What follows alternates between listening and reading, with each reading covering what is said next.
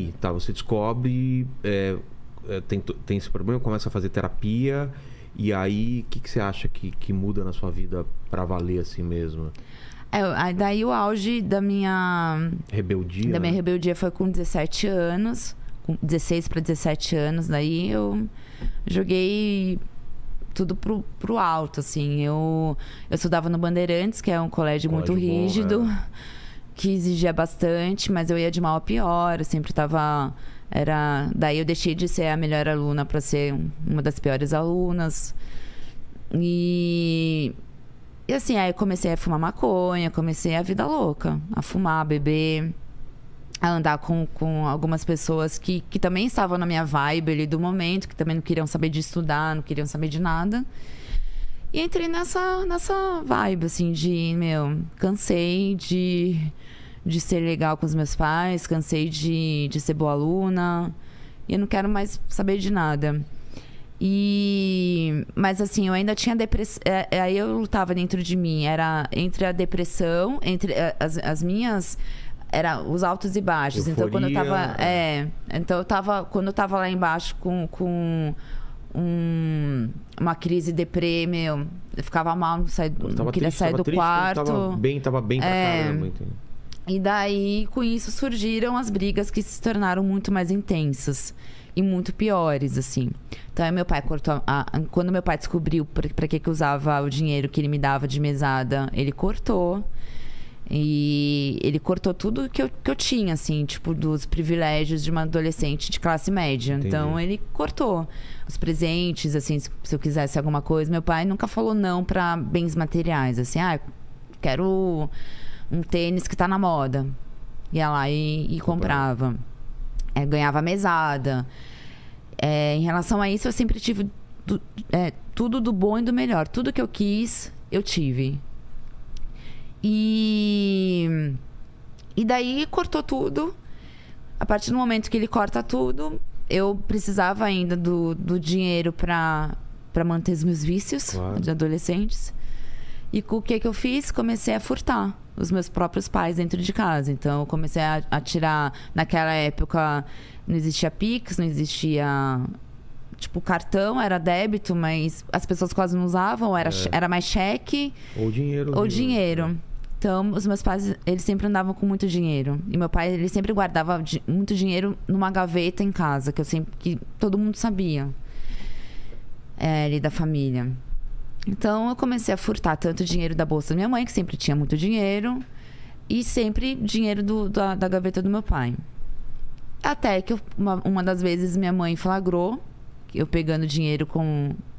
Ela já estava desconfiada, porque ela começou a sentir falta. Então, por exemplo, porque eu entrei também numa... Me dava prazer, porque era a euforia do perigo, de fazer algo muito errado, adrenalina total, meu coração disparava. Nossa, eu tô fazendo uma coisa muito errada. E daí eu comecei... Antes eu pegava de 10 em 10, eu comecei de 50 em 50. Então, assim, às vezes eu pegava, sei lá, R$100. Aí eu ia pro meu quarto. Eu vou lá, eu vou pegar mais 50. Nem precisava. Não precisava mais. Eu ia por, sei lá o quê, por besteira de adolescente. E eu ia lá de novo. E numa dessas vezes, minha mãe me pegou no flagra com a bolsa. E daí ela brigou comigo, toda razão, brigou comigo. E daí, tanto que ela começou a esconder a bolsa dela em outro lugar, mas eu descobri também o outro esconderijo depois. E daí eu entrei nessa fase bem da pior filha do mundo, sabe? A filha que nenhum pai quer ter, assim.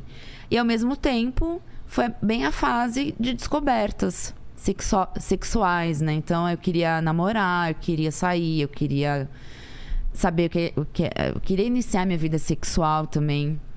E os meus pais eles eram muito Eles tiveram uma criação muito mente fechada, Sim, sim. né? Assim, o meu pai foi o primeiro namorado da minha mãe, de Sorocaba, interior. É outra geração. De uma época que no namoro eles só podiam ficar de mãos dadas, porque os pais tinham que estar presentes Meu pai ali me na conta as mesmas sala. histórias também. Então, Quando saía tinha que levar o irmão junto. esse era o namoro deles. E daí chegou Raquel, escorpiana, querendo Fala, fazer não é assim, acontecer e as brigas começaram. E meu primeiro namoradinho foi nessa época. Eu conheci ele no bate-papo do UOL. Nossa, agora Bate-papo viajei no UOL. tempo mesmo.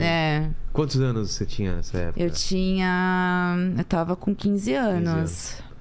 Sala de bate-papo da UOL. Porque eu ficava horas no bate-papo. Internet de escada, né? E daí, esse meu primeiro namoradinho, ele era office boy. Tá. E quando meu pai descobriu, e daí ele foi, eu contei pros meus pais que era o primeiro namorado, eles entenderam da maneira deles. Um dia, no domingo, minha mãe fez almoço pra conhecer esse meu namoradinho e tal. E quando meu pai perguntou pra ele a profissão, porque meu pai tinha me perguntado já, o que ele faz? Só que eu falei pra ele que ele estudava, né? Que ele estudava, tal, porque eu sabia que meu pai já não ia aceitar. Porque pro meu pai era assim, na cabeça dele, o homem, ele tinha que...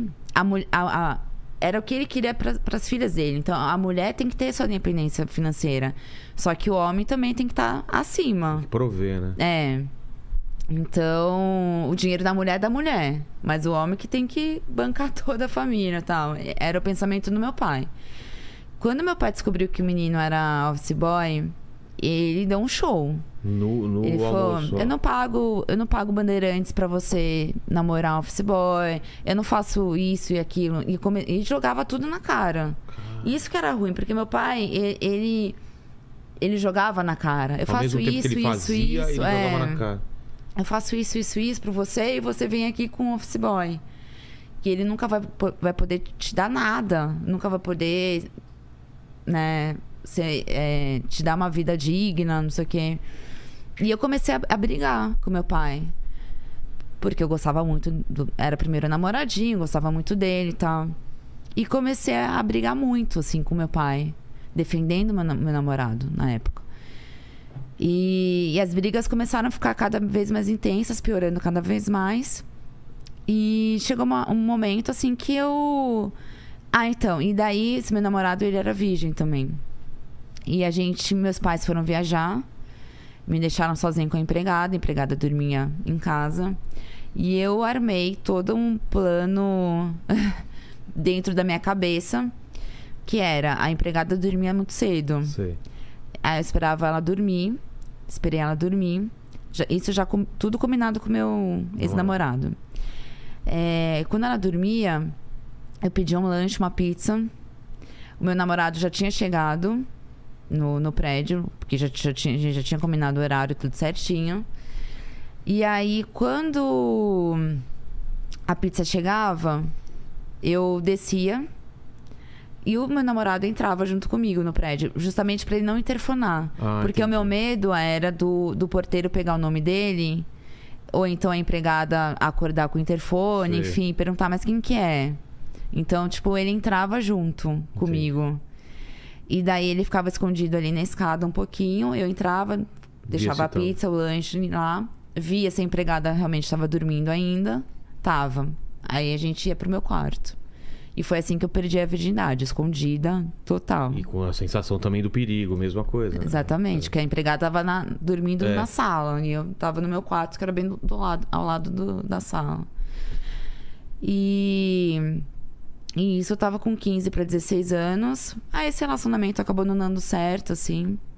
E com 17 anos eu fugi de casa.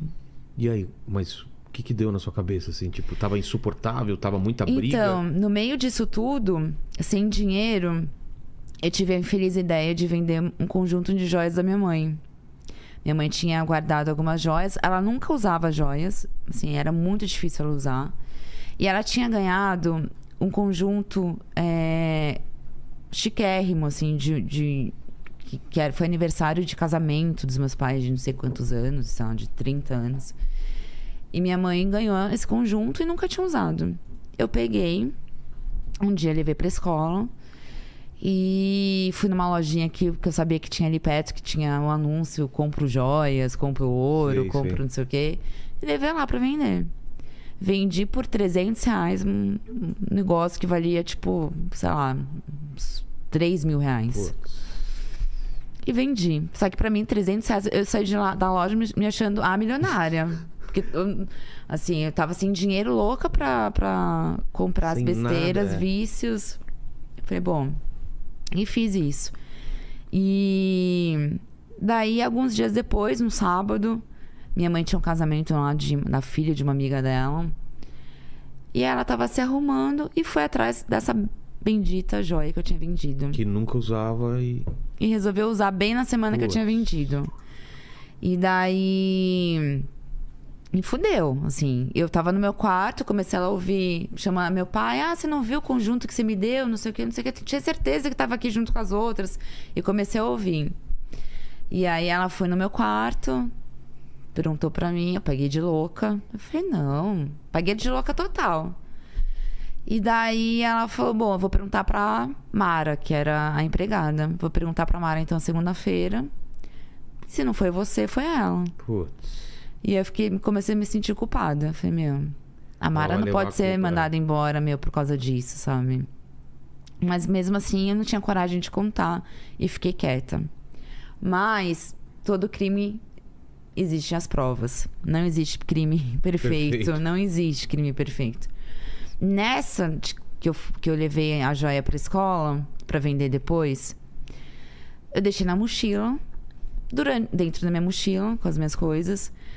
No meio de alguma dessas aulas, teve uma amiga minha, uma colega, que me pediu algum livro emprestado. E eu falei, tá na minha mochila.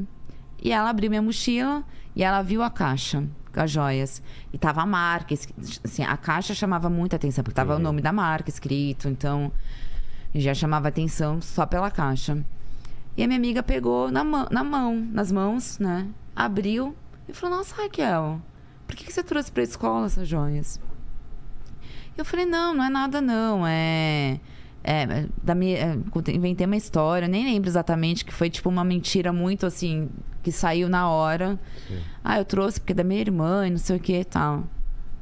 E daí essa menina comentou com a menina do lado, fulana, olha aqui as joias que a Raquel trouxe, que bonitas, não sei o quê. E, começou burburinho na sala, no meio da aula. O professor viu o burburinho, foi lá pra ver o que estava acontecendo e tal. Viu que tava joias.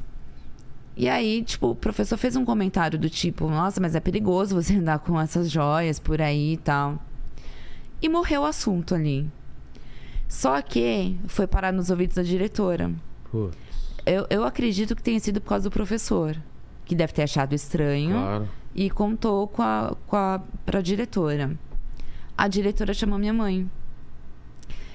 Até que, assim, isso alguns dias depois. Chamou minha mãe na escola e minha mãe não me contou. Porque geralmente quando a diretora chamava, minha mãe não comentava comigo, tô indo pra escola. Ela me contava depois, quando eu chegava da escola, sobre a conversa que teve. E daí eu cheguei em casa nesse dia, quando minha mãe teve essa reunião com a diretora.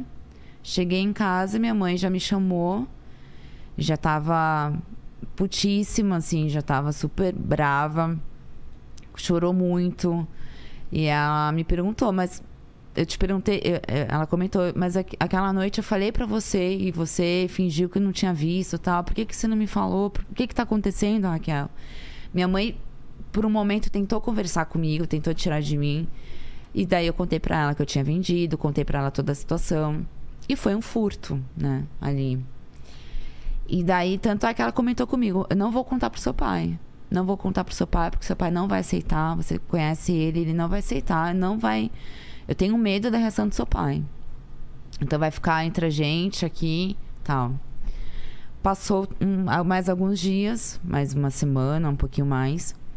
Um dia eu cheguei em casa, eu eu sempre entrei pela cozinha, em casa. Entrei, nisso eu vi minha mãe sentada na mesa ali da cozinha. Minha mãe tava com uma cara, assim, tipo, muito sério, muito sério.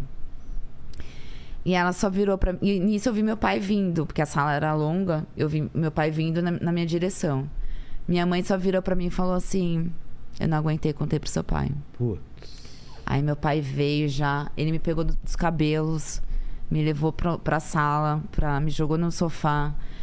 Aí arrancou minha mochila, meu. Aí ele abriu a minha mochila, jogou tudo no chão pra ver se tinha droga, pra ver se tinha alguma coisa e tal. Aí já começou a me xingar de vagabunda, de tudo, todos os piores nomes possíveis, assim, de vagabunda, de ladra, de drogada, enfim, de puta também. Ele falava, você é minha puta, não sei o quê. Depois eu comento o porquê da puta. Mas você batia a boca ou você ficava quieta? Eu batia a boca. Eu me defendia. Tá. Só que nesse dia eu não me defendi. Porque eu sabia que eu estava errada. Eu sabia o quanto eu estava errada ali. E que eu tinha que aceitar a reação dele, né? Eu não podia também esperar menos do que isso. Assim, uma reação diferente do que essa. E daí aceitei. Meu pai me bateu muito em mim. Muito, muito, muito. E aí chegou no momento que até eu tava cansada de levar tapa dele. Porque ele batia com a palma a mão dele tava roxa, assim. Nossa. Roxa já. E aí uma hora eu virei pro meu pai e falei, pode me matar, pai. Me mata. Eu sei que o senhor tem vontade de me matar, pode fazer o que quiser comigo. E aí piorou, porque ele ficou com mais raiva de mim e foi. Mas eu falei isso também um pouquinho pra provocar. Assim, é óbvio que eu imaginava que meu pai não fosse me matar, não fosse fazer nada. Bom, passou esse dia. Meu pai me bateu em vários outros momentos, assim. Ele descontou, acho que tudo que ele guardava, todas as vontades que ele teve vontade de bater em mim, que ele não deixou de bater, ele aproveitou nesse dia, descontou. E a partir daí eu comecei a ser tratada como uma visita. Uma visita. Uma estranha, uma visita. Então, meus pais, eles começaram a trancar o quarto deles. Eu só tinha acesso ao meu quarto, ao banheiro, a sala e a cozinha, só. O resto dos cômodos, eles trancavam tudo. Na hora, quando chegava a noite, eles trancavam as portas do apartamento, da cozinha, da sala, né? E escondiam as chaves, levavam as chaves com eles pro quarto. Então, se eu quisesse sair à noite, eu não conseguia. E, assim, eles começaram a me tratar realmente ali como a pior... como realmente uma bandida, né? Assim, uma meliante total.